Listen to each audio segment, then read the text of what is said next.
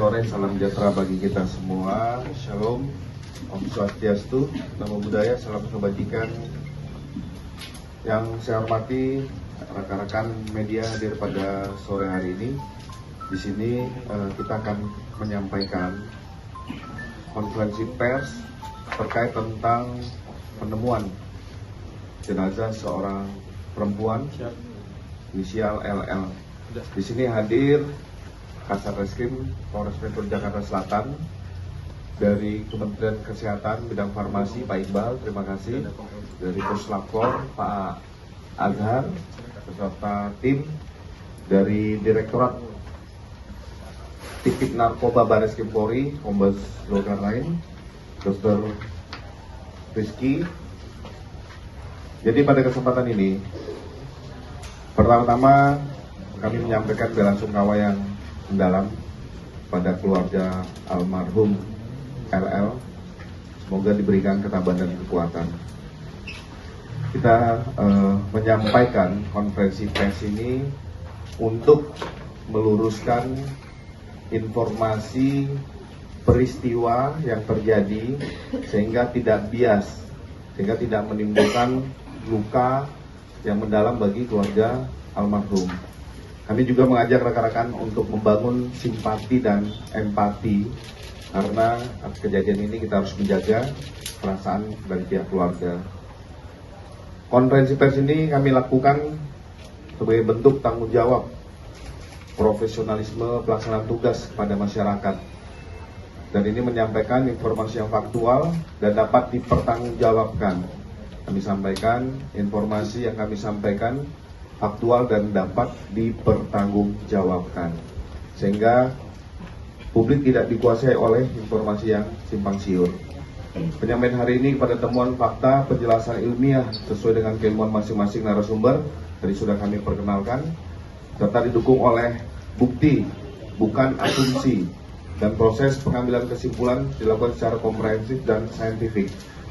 Kami tetap menjaga etika, privasi, dan martabat almarhumah serta keluarga, agar informasi yang diterima publik utuh dan tepat. Hari ini hadir unsur kepolisian, tenaga medis, serta instansi terkait yang menyampaikan keterangan sesuai kompetensi masing-masing. Untuk mempersingkat waktu, kami minta untuk Kasat Reskrim Polres Metro Jakarta Selatan menyampaikan rangkaian peristiwa pada saat penemuan pertama, olah TKP, pemeriksaan saksi, barang bukti, serta didukung dari informasi analisa CCTV. Silakan. Terima kasih, Pak Kabit.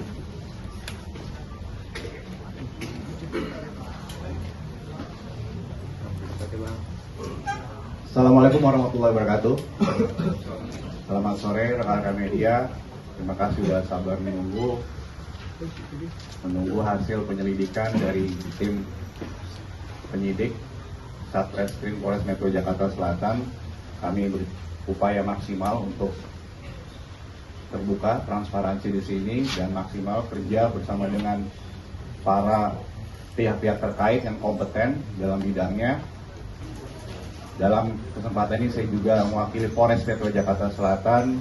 Di sini masih dalam rangka berduka pada saudari LL beserta keluarga besar dan handai taulan. Semoga rahimahullah diberikan ketenangan, diterima amal ibadahnya, dan keluarga yang ditinggalkan diberikan kesabaran. Ya, langsung saja saya akan menjelaskan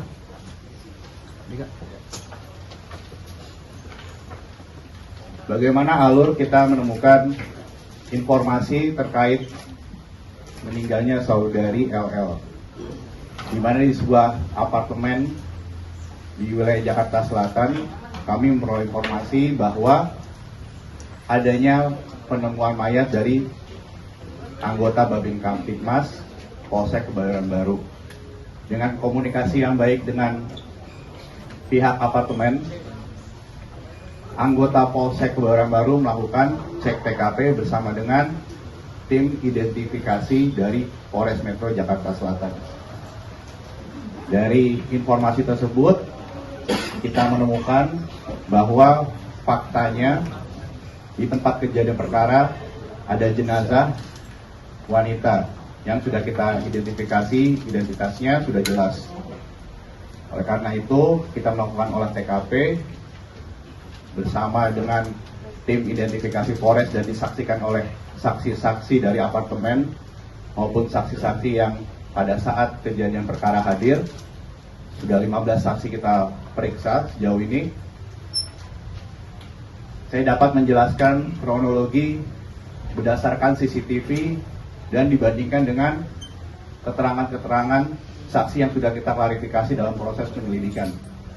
Saya terangkan lagi mengapa kita perlu menjelaskan proses penyelidikan ini, karena kita menentukan apa ada atau tidaknya peristiwa pidana dalam kasus penemuan jenazah di sebuah apartemen di wilayah Jakarta Selatan.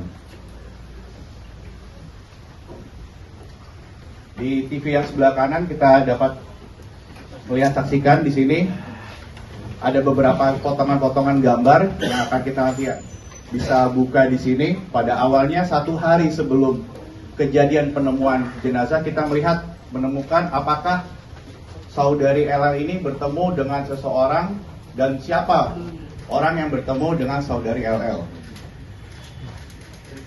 Aktivitas itu dimulai pada awalnya di mana saudari LL bersama rekannya, di sini saudari V, saudari VA di sini, ya buka. Kita melihatnya dari CCTV dari lift, di dalam lift. Yang dalam lingkaran adalah saudari LL bersama rekannya, saudari VA. Aktivitas keluar dari apartemen. Lanjut. Selain dari CCTV apartemen, kami mencoba untuk menelusuri kemana dari saudari LL berpergian pada saat itu beraktivitas.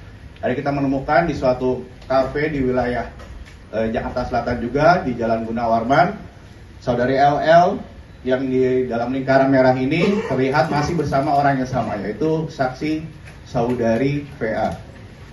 Ya, kita lihat masuk ke dalam restoran dan melakukan aktivitasnya.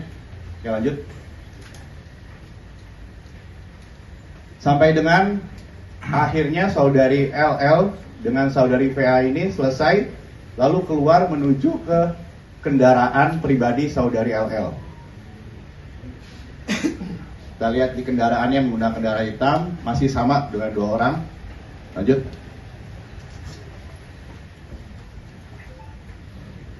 Hingga saudari LL tiba kembali di unit apartemen miliknya dan masih bersama orang yang sama, saudari VA di sini menuju ke lantai tempat saudari LL tinggal. Ya, lanjut.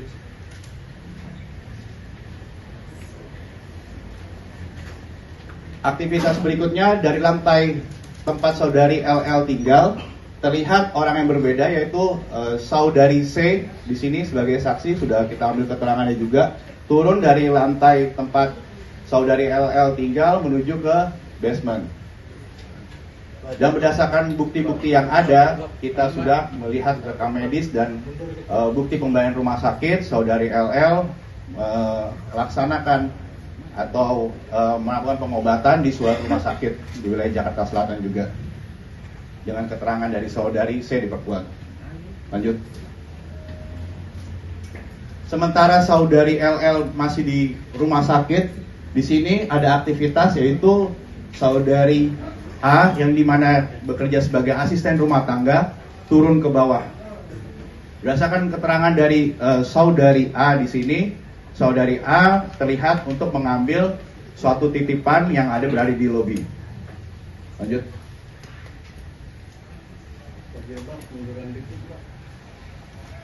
Dari CCTV di lobi ini kita lihat ke atas, saudari A ini asisten rumah tangga membawa suatu bungkusan yang sudah bisa kita identifikasi pada nantinya. Ya, lanjut.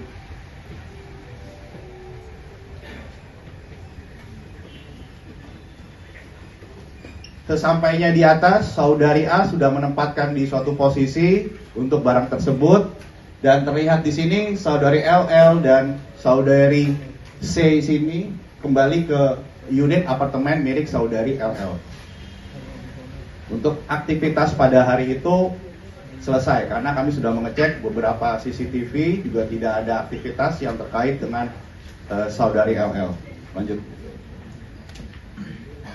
Di hari berikutnya tidak terlihat aktivitas saudari LL seperti biasa, di mana saudari LL berolahraga pagi, tapi pada saat itu tidak ada, hingga menimbulkan kecurigaan dari saudari A selaku asisten rumah tangga.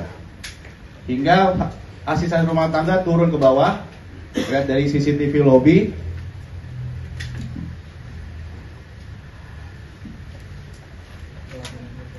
Di sini terlihat saudari A di sini mencoba untuk mencari pertolongan karena tidak bisa membuka pintu unit kamar dari saudari LL dan tidak direspon juga.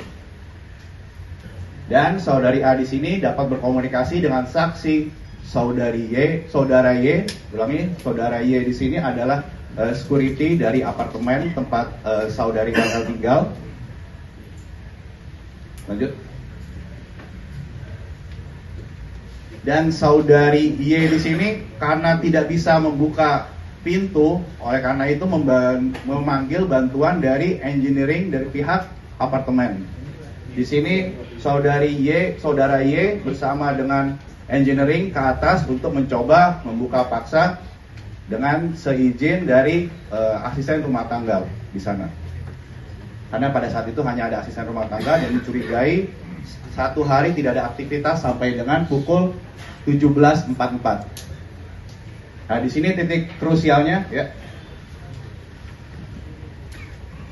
Pada pukul 17.47 berdasarkan keterangan dari saksi bahwa kunci kamar dari unit yang ditempati oleh saudari LL ini terkunci dari dalam.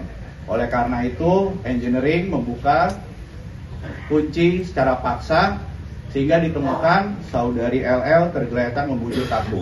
Itu yang mengakibatkan saudari A dan di situ juga ada saudara R di situ yang merupakan supir pribadi panik sehingga menyebabkan para saksi-saksi tersebut menghubungi beberapa teman terdekat dari saudari LL. Ya, lanjut.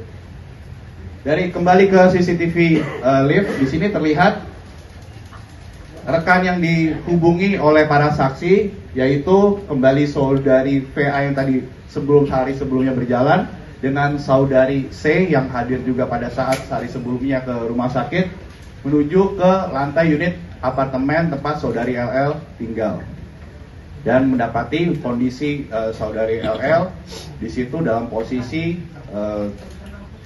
sudah di atas tempat tidur.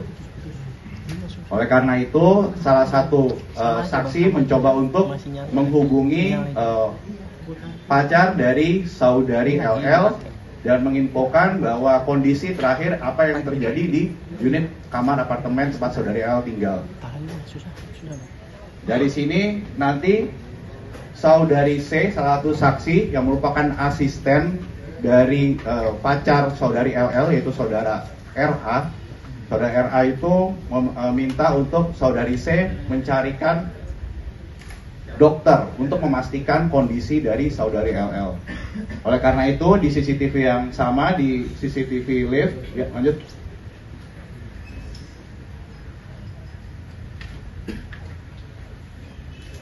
Terlihat saudara RA, pacar dari saudari LL di sini sudah hadir bersama dengan tim dokter dari saudari C yang mencoba untuk menghubungi dokter kenalan dari saudari C.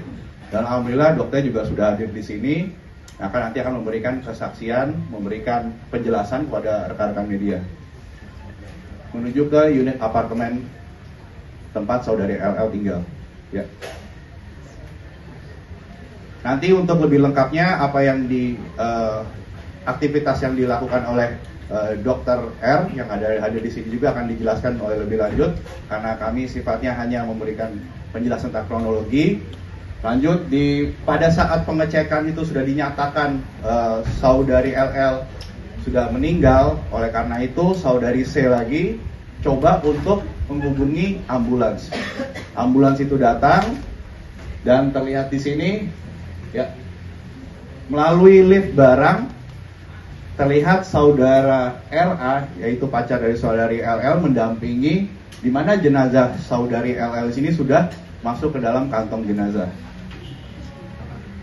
Setelah ini untuk rumah sakit kita menuju ke rumah sakit Fatmawati yang dimana sudah kita mintakan keterangan juga klarifikasinya. Keterangan dari rumah sakit Fatmawati bahwa kondisi saudari LL ini meninggal dunia dengan kehabisan nafas dan tidak ada tanda-tanda penganiayaan atau kekerasan.